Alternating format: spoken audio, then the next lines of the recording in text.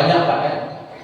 Tapi ada salah satu sahabat Nabi dalam catatan sejarah itu tertulis dalam tinta sejarah Pak. Ada seorang sahabat Nabi bernama Abdullah ibnu Mas'ud radhiyallahu anhu.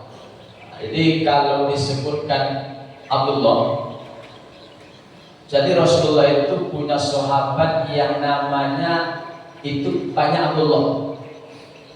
Sehingga ada sahabat Nabi Muhammad itu yang digelar dengan Al-Abadillah Arba'. 4 sahabat Nabi yang namanya Abdullah. Mereka ini digelar dengan Al-Abadillah Arba'. Kenapa Ustaz? Karena mereka ini seumuran. Ya.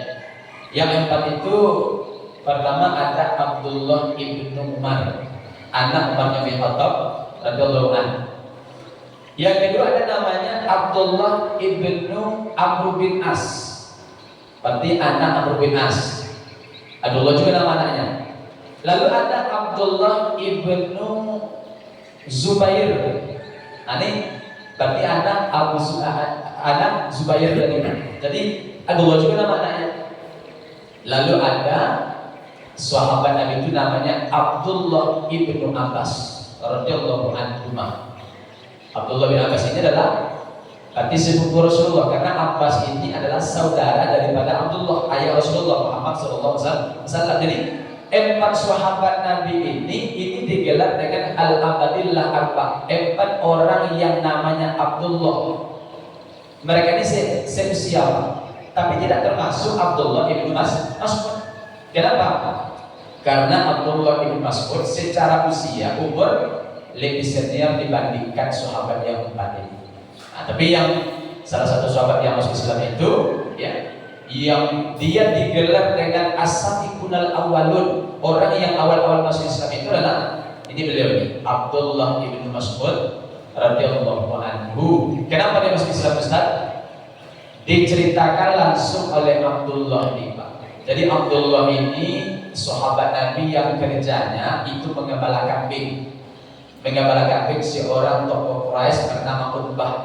Jadi ketika beliau sudah menggembala, dari kejauhan kata Abdullah, saya melihat datang 2 orang laki-laki. Yang datang itu adalah Rasulullah. Datang Nabi dengan sahabat bernama Abu Bakar As-Siddiq. Dalam kondisi kehausan Pak, Allah melihat. Lalu Nabi mengatakan kepada Abdullah, wahai anak kecil, ada tak susu yang bisa kami minum?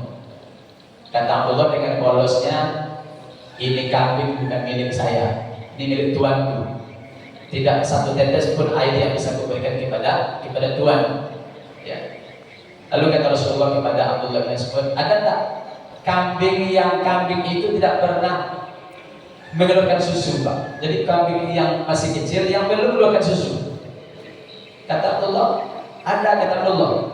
Lalu Rasulullah memegang kantong susunya, Rasulullah berdoa kepada Allah Subhanahu wa taala.